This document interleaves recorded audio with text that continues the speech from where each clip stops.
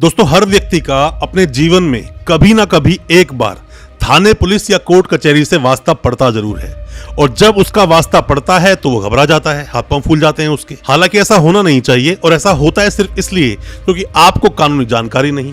और हम लोग जो ऐसी वीडियोस लेकर आपके लिए आते हैं जहां आप कानूनी जानकार बनाते हैं, और अगर हमारी वीडियोस भी अगर आप लगातार देख रहे हैं तो कम से कम ये तो कंफर्म है कि आप इन चीजों से डरोगे नहीं। दोस्तों, आज अपनी इस वीडियो में मैं आपको बताऊंगा कि अगर मान लीजिए आपकी गवाही होनी है किसी भी कोर्ट में, आप गवाह बनकर जा रहे हैं या फिर आप विटनेस हैं, या फिर कई बार होता है कि आप खुद उसमें विक्टिम थे, आज आपकी गवाही होनी है। कुछ बातें होती हैं जिनका विशेष रूप से ध्यान रखना चाहिए किसी भी विटनेस को, किसी भी विक्टिम को। कोई भी या किसी भी तरह की अगर गवाही है आपकी कोर्ट में और आपने कुछ बातें अगर ध्यान रखी तो उस गवाही को बहुत अच्छे से आप दे भी पाओगे। क्योंकि ऐसा कई बार होता है कि आप बोलने तो कुछ और गए थे, पर वहां जब वकील साहब ने आपसे घुमा घुमा के सवाल पूछे तो आप बोलकर वहां कुछ और आ गई।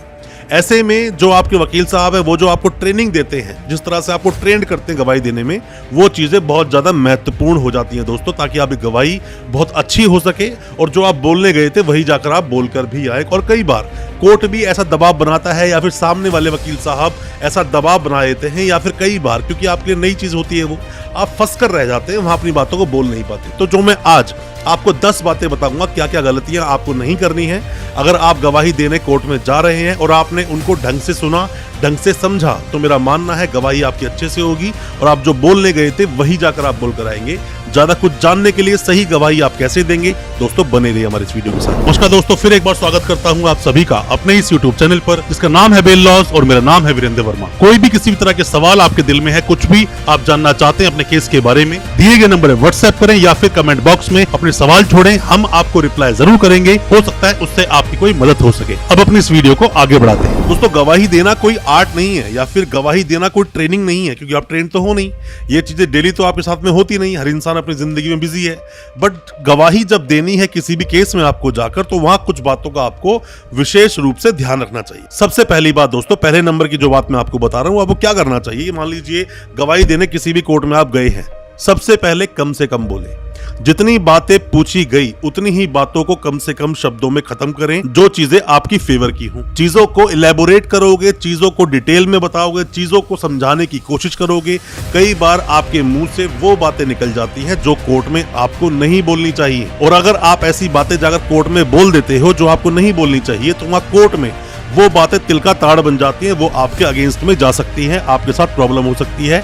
इस बात को विशेष रूप से ध्यान रखें। दोस्तों, दूसरी बात, दूसरे नंबर पर बात आती है कि जब भी आप कोर्ट में गवाही देने के लिए गए हैं, तो होता क्या है कि वकील साहब आपसे एक सवाल पूछते हैं। सवाल वो अलग अलग तरह से घुमा घुमा कर पूछेंगे आपसे। कई बार आपको गुस्सा दिलाया जाएगा, कई बार ऐसी बात बोली जाएगी आपको बुरी लग सकती है, कई बार बहुत प्यार से आपसे सवाल पूछेंगे जैसे आपको लगेगा आपके फेवर में बोल रहे हैं। तो आप जब भी कभी वकील साहब के जो भी कोई सवालों के जवाब दे रहे हैं, तो जवाब आप दीजिए जज साहब को। जज साहब को देखिए, वहां पर उनको जवाब दीजिए। जरूरी नहीं कि उन वकील साहब को ही आप जवाब देंगे जो सवाल उन्होंने पूछा है। आप जज साहब को देखिए, जज साहब को जवाब दिए, जज साहब को एड्रेस कीजिए। आप किसी और की तरफ आप मत देखिए। अगर उन्हें बार बार आप देखोगे उन वकील साहब को, तो अपनी बातों में आपको घुमा सकते हैं। आप उनकी बातों में फंस गए तो आप सब बातों का जवाब गलत दे सकते हैं। तो दूसरी बात का विशेष रूप से आप ध्यान रखना। दोस्तों, आपको पता होना चाहिए, आप में से कोई भी अगर कोई लॉ स्टूडेंट है या फिर नए अभी वकील साहब हैं, तो मैं आप सभी को बता दूं, थोड़ी सी और बातें आपको बता दूं कि कभी भी जब गवाहियां होती हैं, गवाही जब दी जाती है, तो मेन 2 पार्ट्स होते हैं गवाही के। गवाही के 2 पार्ट्स क्या होते हैं? एक होता है चीफ, एक होता है क्रॉस। चीफ किसे बोलते हैं? जब आप गवाही देने जा रहे हो, जो आपने वहां पर अपनी स्टेटमेंट पूरी लिखवा दी, उसको बोलते हैं चीफ। और अब जो सामने वकील साहब अब आपसे क्रॉस कर रहे हैं, जिसकी बात मैं आपको बता रहा हूं, गवाही आप देंगे, जो सवाल जवाब कोर्ट में होंगे, इसको बोलते हैं क्रॉस। तो क्रॉस कर रहे हैं। और इस चीफ के भी 2 तरीके हो सकते हैं। चीफ 2 तरह का हो सकता है। पहली बात तो ये होगा कि कोई भी रिटन स्टेटमेंट में हो सकता है। जैसे आपने देखा होगा बहुत सारे केसेस जो डोमेस्टिक वायलेंस के मामले आते हैं, या आपने उसमें भी देखा होगा जो बहुत सारे मामले बनते हैं चेक बाउंसिंग के, जब शुरू में आप रिटर्न में कोई भी चीज देते हो, पर जो स्टेट के मामले होते हैं उसमें जाकर आप चीफ भी देते हो ओरली, और जाकर ओरली ही आपसे सवाल जवाब पूछे भी जाते हैं। तो यहाँ पर चीफ के भी 2 तरीके हो सकते, जो मैंने आपको बताया अभी। चीफ के 2 क्या होंगे? एक तो रिटन स्टेटमेंट हो सकती है, दूसरा आपका ओरल हो सकता है। इसको आपको ध्यान में रखना है। और इनमें से अगर आप गलती करते हो, पूछा जा रहा है कुछ और जवाब आप दे रहे हो कुछ, तो अपनी स्टेटमेंट में आप खुद ही फंसकर वहां पर रह जाओगे। दोस्तों तीसरी बात आती है reading of statement. Reading of statement में आप ये समझ लीजिए कि कोई भी चीजें हैं, जो भी स्टेटमेंट आपने दी, मतलब स्टेटमेंट आप देने कोर्ट में गए हैं जो भी स्टेटमेंट को, तो उसको आप पहले चाहें तो कोर्ट में जाकर बोल सकते हैं कि मुझे वो पढ़ना है। जैसे आप गवाही देने गए हैं, मामला आया 6-7 साल के बाद, अब आपको पूरी बात तो ढंग से याद नहीं, थोड़ी बहुत याद है, तो अब वहां पे आप डिमांड कर सकते हैं कि मैं चाहता हूं कि मैंने जो अपनी उस वक्त स्टेटमेंट दी थी वो स्टेटमेंट मुझे पढ़ाई जाए, क्योंकि आपने जो बयान दिया 161 का वो अलग हो सकता है। तो जो यहाँ पर अगर एविडेंस एक्ट की हम बात करें तो एविडेंस एक्ट का सेक्शन 159 यहाँ पर काम करता है, जहां पर रिफ्रेशिंग ऑफ मेमोरीज की बात की गई है। तो तीसरा पॉइंट आप याद रखें कि बातों को आप रीड कर सकते हैं, ऐसी कोई प्रॉब्लम नहीं। चौथी बात दोस्तों, फोर्थ पॉइंट बहुत काम का आपके लिए हो सकता है कि गवाह की तैयारी जो कराई जाती है। दोस्तों किसी भी चीज में रिहर्सल कराई जाती है, और अगर आपको भी आपके वकील साहब ने अच्छे से रिहर्सल कराई है तो मेरा मानना है जो गवाही देने आप गए हैं, चीफ जो अभी आपका हो रहा है, क्रॉस जो अभी आपका होगा, उसमें आप जीत कर ही आओगे, हार के नहीं आओगे। वकील साहब अगर आपको सही से ट्रेंड करते हैं तो आप बहुत अच्छे से गवाही आप दे भी पाओगे।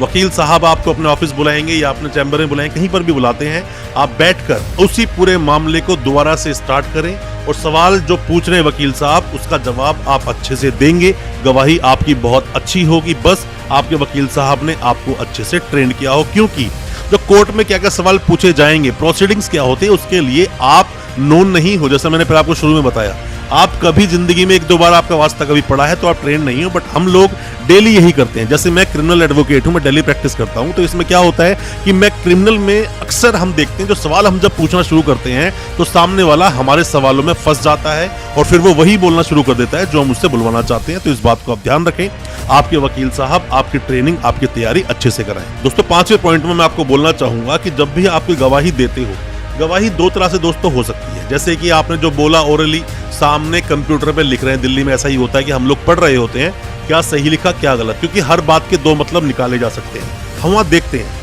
अभी थोड़े दिन पहले ही सुप्रीम कोर्ट की गाइडलाइंस भी आई कि सभी कोर्ट में जिस भाषा में जिस तरीके से लिखवाई जाए अपनी गवाही, उसी भाषा में आप लिखेंगे। हालांकि होता क्या है, आपने बोला कुछ हिंदी में, वहां पर लिखा जा रहा है इंग्लिश में, तो आपके वकील साहब अगर वहां पर नहीं है तो बातों के मतलब दूसरे निकाले जा सकते हैं, तो प्रॉब्लम होती है। आपको वकीलों के साथ जो आपके वकील साहब है उनके सामने ही गवाही देनी चाहिए, ताकि ढंग से पढ़कर वो उस चीज को अप्रूव कर सके और तभी वो चीज आगे बढ़ सके। क्योंकि जो आप लिखवा रहे हैं उसका आपको पता होना चाहिए, क्योंकि बहुत जगह पर तो ऐसा है कि वहां पर अभी इतनी ज्यादा जो टेक्नोलॉजी अब एडवांस नहीं हुई है, तो आज भी वहां पर लेखाकार, मतलब लेखाकार जो होते हैं, जो लिखते हैं हाथों से, वो लोग बैठे होते हैं, तो वहां पर वो लिख रहे होते हैं जो आप बोल रहे होते हो। थोड़ी सी भी बीच में स्पेस वगैरह अगर छूट गया तो आपके लिए प्रॉब्लम हो सकती है, उस स्पेस में कुछ लिखा जा सकता है, और ऐसा होता है ऐसी जगहों पर जहां पर के हाथ से लिखे जाते हैं। इस बात का ध्यान रखें, कोई भी गवाही आप दे रहे हैं उसको अच्छे से ढंग से आप पढ़ें, जैसे जैसे वो लिख रहे हैं, कोई भी गलती है उसी वक्त आप रोक दें, और अगर वो बात नहीं सुन रहा है तो उसी वक्त अपनी गवाही को रोक दें, गवाही आगे ना बढ़े। छठी बात दोस्तों मैं आपको बताना चाहूंगा, ये भी बहुत महत्वपूर्ण चीज है कि कई बार ऐसा देखा गया है कि गवाह जब पहुंचता है कोर्ट में तो आपके वकील साहब तो नहीं पहुंचे, पर आपने वहां गवाही शुरू कर दी। मतलब आपको लगता है कोर्ट जो बोल रहा है वो करना ही पड़ेगा। कोर्ट ने बोला आप यहाँ पर आ जाओ, आप पहुंच के कटघरे में खड़े हो जाओ, आप कटघरे में खड़े हो गए, सवाल पूछना शुरू किया, आपने बोलना शुरू कर दिया। दोस्तों ऐसा नहीं, आप उस चीज का विरोध कर सकते हैं, आप बोल सकते हैं कि नहीं मैं अभी गवाही नहीं दूंगा जब तक मेरे वकील साहब नहीं आएंगे। आपके साथ कोई भी जोर जबरदस्ती नहीं कर सकता। जज साहब कुछ भी बोलते हैं, बातों को इग्नोर करें और बोलें कि जब तक मेरे वकील साहब नहीं आएंगे तब तक मैं अपनी गवाही नहीं दूंगा, चाहे कोई कितना भी आपके साथ फोर्स करे। आपके भी अपने बहुत सारे लीगल राइट्स हैं दोस्तों, आप डरे नहीं, घबराएं नहीं, डरने की जरूरत नहीं है। आपके वकील साहब आपके साथ खड़े होंगे तो कॉन्फिडेंस अपने आप में बढ़ जाता है और अपनी गवाही आप बहुत अच्छे से कर सकते हैं। 7वां पॉइंट दोस्तों मैं आपको बताना चाहूंगा कि कभी भी जब अपनी गवाही आप करते हैं तो गवाही देते हुए आपने स्टेटमेंट दी, स्टेटमेंट आप देते जा रहे हैं, मान लीजिए आपके वकील साहब नहीं, अब अपनी आप गवाही दे रहे हैं, स्टेटमेंट दे रहे हैं, वहां जब लिख रहे हैं थोड़ी सी करेक्शन हो गई और आपने उसको आगे बढ़ने दिया, तो दोस्तों वो एक करेक्शन आपके पूरे केस को तहस नहस कर सकता है, पूरे केस को मामला खराब हो सकता है। तो बेहतर है कहीं पर भी आपने कुछ भी लिखवाया, कोई भी किसी भी तरह की गलती हो, उसी वक्त उसको ठीक करें ताकि आपकी बात आगे तक वही जाए जो आप लिखवाना चाहते हैं। दोस्तों 8वें पॉइंट में आपको बोलना चाहूंगा, कभी भी आप गवाही देने के लिए गए हैं तो अक्सर ऐसा होता है कि कोर्ट का माहौल ही ऐसा होता है कि आप डर जाते हैं, घबरा जाते हैं। दोस्तों आप कोर्ट में किसी भी तरह से दबाव में आना नहीं है, अगर आप दबाव में आ गए तो आपका मामला खराब हो जाएगा प्रॉब्लम हो सकती है, बिल्कुल भी घबराएं नहीं, बिल्कुल भी आप डरे नहीं। जो चीजें आप बोलने गए हैं वही बातें आप बोले, किसी के दबाव में ना आए, चाहे सामने वाले वकील साहब हो, चाहे जज साहब हो या फिर कोई भी हो सकता है अपोजिट पार्टी आप पर दबाव बनाए, आपको दबाव में आना नहीं है। अगर आप दबाव में आ गए तो अपनी सारी की सारी जो स्टेटमेंट है आप गलत दे दोगे, गलत देने से सामने आपके केस पर बहुत फर्क पड़ सकता है, इस बात का भी आप ध्यान रखें। नोवा पॉइंट दोस्तों मैं आपको बताना चाहूंगा कि जब भी आप गवाही देते हैं, गवाही आपने दी, हालांकि सब वकीलों के लिए भी ये चीज बहुत जरूरी है, नए आप वकील साहब हो, लॉ स्टूडेंट है, तो आप इन चीजों को जरूर देखें, ध्यान दें इस बात को आप कि आपने कोई भी गवाही करवाई, पूरी गवाही अब आपकी हो चुकी है तो उसकी उसी वक्त आप अनसर्टिफाई कॉपी ले सकते हैं। अनसर्टिफाई से पहले साइन करेंगे आप, उस पर भी मैं अभी आऊंगा कैसे आप साइन करेंगे, क्योंकि नोवा पॉइंट है, मैं आपको बता रहा हूं कि आप अनसर्टिफाई कॉपी जरूर उसी वक्त आप ले लें अपनी गवाही की, आपको कॉपी मिल जाएगी। आप कॉपी लें, उसको ढंग से आप पढ़ें, कोई करेक्शन तो नहीं, कोई गलती तो नहीं, और एक एविडेंस की तरह या फिर एक मतलब फाइल में रिकॉर्ड की तरह भी ये काम करेगा। आप अगर वकील साहब हैं, आगे जाकर आपके बहुत काम आने वाली ये चीज है। आप गवाह है तो भी अपने पास वो कॉपी रखें, आपने क्या बोला है वो आपका अधिकार है, कोर्ट उसी वक्त आपको दे देगा। आपके वकील साहब एक एप्लीकेशन लिखकर देंगे और आपको उसकी कॉपी मिल जाएगी। 10वां पॉइंट दोस्तों मैं आपको बोलूंगा कि जब भी आपने कोई भी गवाही दी, गवाही देने के बाद में उस पूरी गवाही को, जो कॉपी आपके सामने आई, साइन करने से पहले पढ़ें, अच्छे से पढ़ें। कोई चीज ऐसी तो नहीं जो आपने बोली कुछ थी पर हो गई कुछ और अगर ऐसा है तो उसी वक्त उसका ऑब्जेक्शन करें, उसको ठीक करवाएं, और ऑब्जेक्शन हो भी जाए तो साइन मत करें। अगर आप साइन मार देंगे तो फाइनल हो गया, फिर तो आपकी गवाही आगे चली गई, वो एक एविडेंस बन चुका है।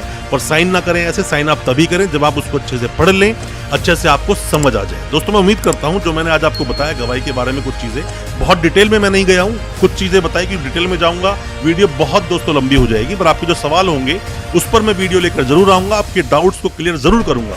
कमेंट बॉक्स में अपने सवाल पूछना कि किस मामले में आपने कभी गवाही दी है या फिर किस मामले में आप गवाही देने वाले हैं, और कोई भी आपके दिल में किसी भी तरह के डाउट्स है कमेंट बॉक्स में अपने सवालों को पूछें।